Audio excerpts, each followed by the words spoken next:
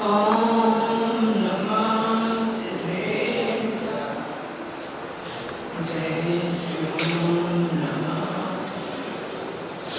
संसार में गुरु कृपा सबसे निराली, होली यही दशहरा यही है दिवाली।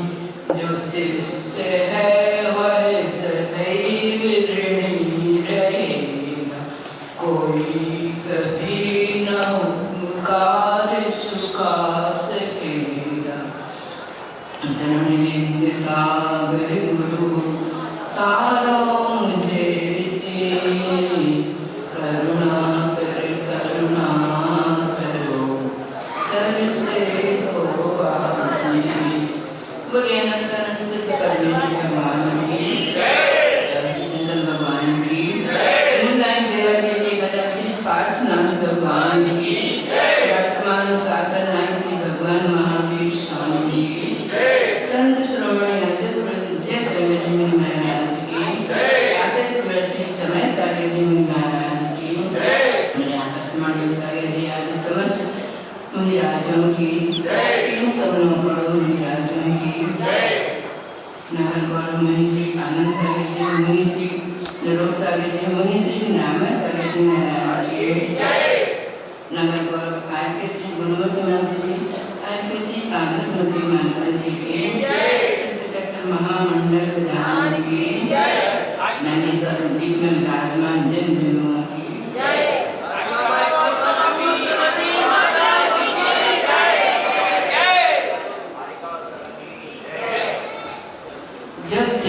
जब सहस फल लखा गमन करे, कोड़ा कोड़े अनंत फल जब प्रभु जी दर से।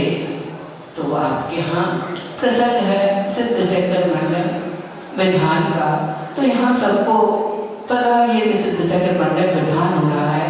तो जब आप लोग सुबह से उठ करके चिंतन करते हैं कि जल्दी से मंदिर में जाना है, कोई भी कार्य करते हैं सुबह से, तो वह सारा का सारा पुण्य लगता है। चाहे वो आपने दैनिक क्रियाएं कर रहे हो, क्योंकि मन क्या चिंतन चल रहा है कि जल्दी से मंगल धाम में जाना है और सिद्ध चक्र विधान में मुझे बैठना है, कहीं देर ना हो जाए, अभिषेक ना छूट जाए, पूजन शुरू ना हो जाए। इस प्रकार के आप लोग के मन में भाव है तो ये क्या है, पुण्य लगता है। कितना पुण्य लगता है, जब चिंते तब सहस फल, 1000 उपवास का फल लग जाता है चिंतन कर, और लखा गमन करे।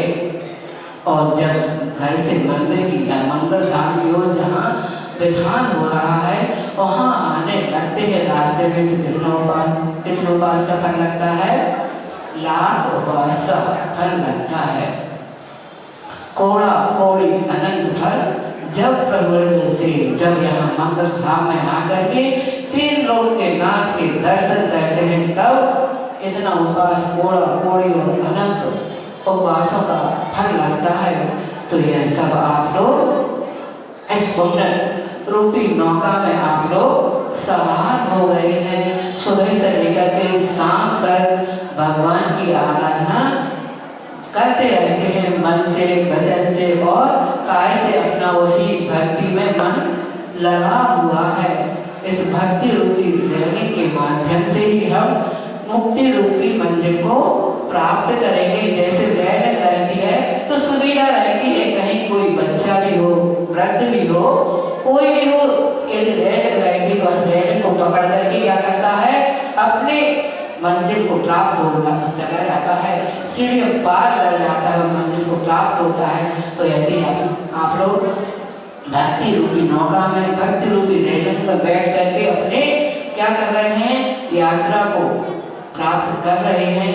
और आज कुछ माहौल ऐसा बन गया, सुबह से ज्यादा गुरु की भक्ति हुई तो मन ऐसा लग रहा था कि नहीं अब कुछ नहीं बोल पाएंगे, लेकिन भैया जी ने कहा और कहा कि ऐसा एक दो बार कई बार प्रसंग आ जाते हैं तो कभी कभी तो अपने मन को समाधान कर लेते हैं, लेकिन कभी कभी ऐसी गलती होती है कि नहीं कर पाते हैं।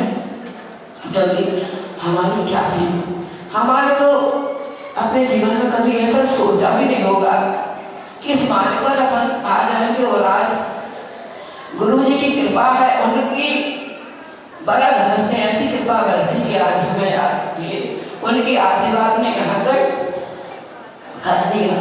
हम तो पहले शुरू से ही पीछे रहने वाले हैं। हमारी आगे दीदियाँ थी, जब रख लिया था उसी समय अच्छे से कहा था कि किरण दीदी हैं जो आज अमूल्यवती माता जी बन रही हैं, और दीदी बड़ी दीदी जो अनीता दीदी हैं, उनसे कहा था पढ़ा करो। तो हमें दीदियों का भी डर लगता था कि पढ़ने कैसे जाएं। जब आशीष की आज्ञा थी तो हम लोग दोनों माता जी वहाँ से पढ़ने चले आते थे।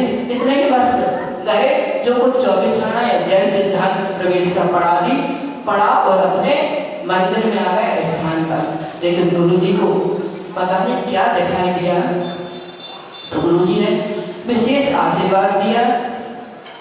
हम लोगों ने सोचा भी नहीं था कि हम सबसे पहले ड्रेस चेंज कर लेंगे, आज के संग में भर्ती हो गए और फिर दीक्षा भी मिल गई। और दीक्षा के बाद माता जी के साथ 25 साल रहे, लेकिन आशीष का कुछ और ही भाव रहा। उन्होंने 2022 में भी कह दिया था कि छोटा छोटा संकल्प लो। इसके कारण आशीष अभी कह रहे थे आशीष की जन जन की कि कोई भूखा न रहे। क्या भैया बता रहे थे, कोई ऐसा कोई जैन हो चाहे अजैन हो, कोई भी सबके प्रति आशीष के ऐसे भाव रहते, करुणा दया के भाव, यहाँ तक कि गायों के प्रति कि कोई परेशान न रहे, कोई भूखा न रहे।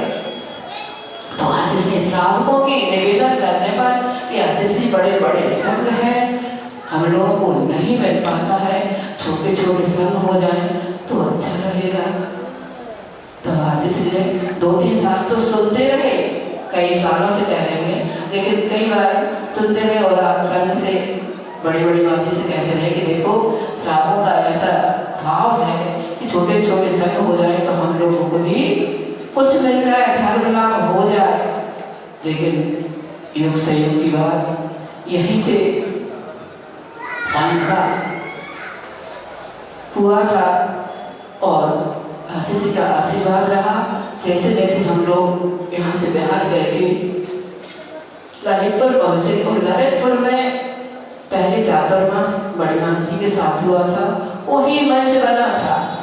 उसी मंच पर जब हम लोग पहुंचे रहने के लिए सारे समाज आए कि माता जी आ रही है, जैसे पता चला। अब हम लोग जब वहाँ स्टेज के पास पहुंचे ही पता नहीं कहते इस स्टेज पर बैठे जहाँ बड़ी माता जी बैठे थे, हम लोग सातों आए क्या थे बैठने का नहीं, हम लोग नीचे बैठ गए। अब वहाँ आकर उन्होंने कही नहीं ये तो यहीं बैठना है, और आकर के महिला मंडल ने नहीं माता जी आगे करके बैठा दिया। अब जब स्टेज पर हम लोग बैठे तो सारे साथ लोगों के आंखों में आंसू। अब कौन बोले? हमने कहा निष्कामन की माता जी से कि आप बोलो। उन्होंने कहा हमारा सास नहीं है। माता जी से कहा हमारा सास नहीं है। हमने कहा अब क्या करें? गुरु जी को नमस्ते कहा, गुरु जी आपने आशीर्वाद दिया है, अब आप ही जाने। और जब भी हम बैठते तो हमें कुछ नहीं आता, लेकिन जब गुरु जी को यहाँ से नमस्ते करते हैं तो गुरु जी वहाँ से आशीर्वाद दे देते हैं और सब काम होता जाता है। तो वो ऐसा प्रसंग आ गया। तो गुरु जी के सब कुछ दिया, ऐसा दिया कि हम तो अपने शब्दों से नहीं कह सकते। जैसा आज से अपने गुरु के लिए कहते थे कि हम तो उनके उपकार कब तक नहीं भूलेंगे, सिद्ध बन जाऊंगा तब भी नहीं उनका उपकार भूलेगा। क्यों? भक्ति है, क्योंकि सिद्धों में उपकार उपकारी भाव नहीं होते हैं, लेकिन जब गुरु की उत्कृष्ट भक्ति होती है तब अंदर से ऐसे ही भाव निकलते हैं कि हम सिद्ध बन जाऊं तब तक गुरु का उपकार नहीं भूलूंगा। तो ऐसा ही हमारे अंदर से कि हम भी अपने गुरु का उपकार कब नहीं भूलूंगा, तब तक मैं सिद्ध ना बन जाऊं, तब तक उनका प्रत्येक समय हर जितनी भी संसार की अभी अवस्था है पर्याय तो प्रत्येक समय गुरु का उपकार मानते हुए आगे बढ़ते जाऊं। इस प्रकार का गुरु जी का आशीर्वाद रहा है और हमेशा अपने शिष्यों से बात करते थे। चर्चा के दौरान देख लेते थे कभी गर्मी है और बड़े बड़े ग्रंथ धवला जयधवला आदि पढ़ाते हैं, तो कभी कभी गर्मी में मन नहीं लगता या प्रमाद आने लगता है, तो आचार्य जी तो आचार्य थे, उनके तो जो आचरण के मूलाचार में गुण कहे गए हैं पूरे के पूरे गुण अक्षर सा मिलान करो तो पूरे गुण थे।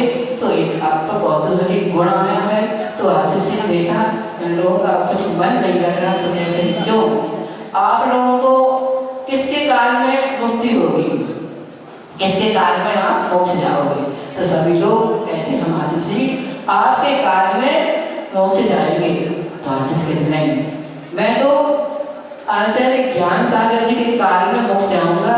जब वो तीर्थंकर बनेंगे तो मैं उनका गणधर बन जाऊंगा, और मैं क्या करूंगा, गणधर का क्या क्या रहता है, मैं सारे लोगों को समझा दूंगा।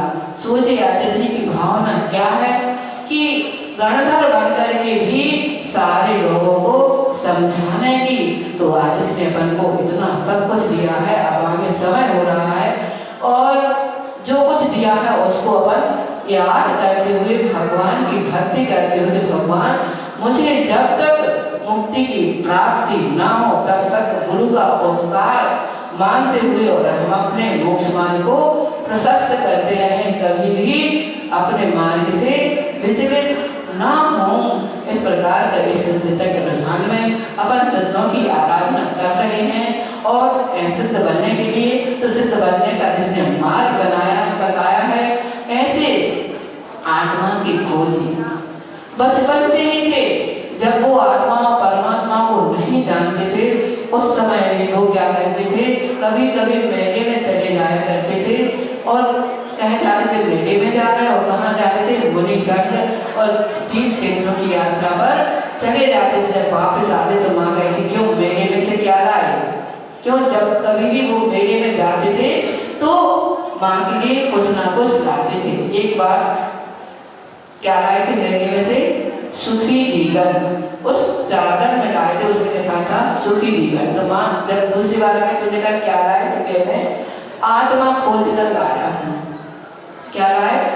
माँ कहती है क्यों विद्याधर क्या लेकर आए इस बार मेले? तो कहते मैं आत्मा खोज कर लाया हूँ। मतलब इतने आत्मा खोजते, कभी मेले में जाते थे तो बच्चों से कहते थे यदि अपन घूम जाएंगे तो कहाँ आना, मंदिर में आकर के इकट्ठे हो जाना, वहीं पर सब मिल जाएंगे। इस प्रकार के बचपन से ही उनका इतना वैराग्य था।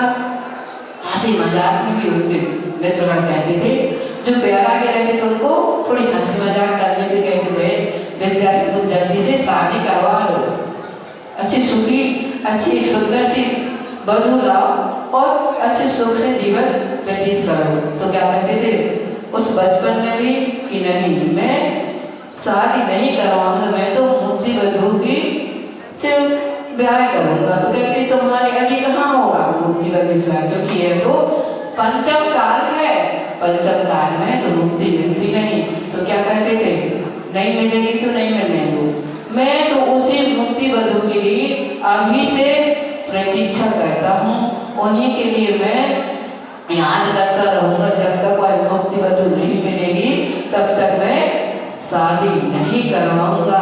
इस प्रकार के विचार की धारा वाले सबको स्वयं तो मुक्ति के मार्ग पर चले और जन जन को मुक्ति के मार्ग पर चलाने वाले ऐसे उपकारी। हम तो ये भी कहते हैं कि जितने भी अनंत अनंत सिद्ध परिनिष्ठ हो गए हैं उन सबका उपकार हमारे ऊपर शायद नहीं रहा होगा, क्योंकि अभी तक हमारे संसार में है, लेकिन उन आचार्य गुरुदेव का उपकार जितने भी अनंत अनंत तीर्थंकर हो गए, सिद्ध परिनिष्ठ हो गए, उनके समय शायद हमने अपना कल्याण नहीं कर पाए।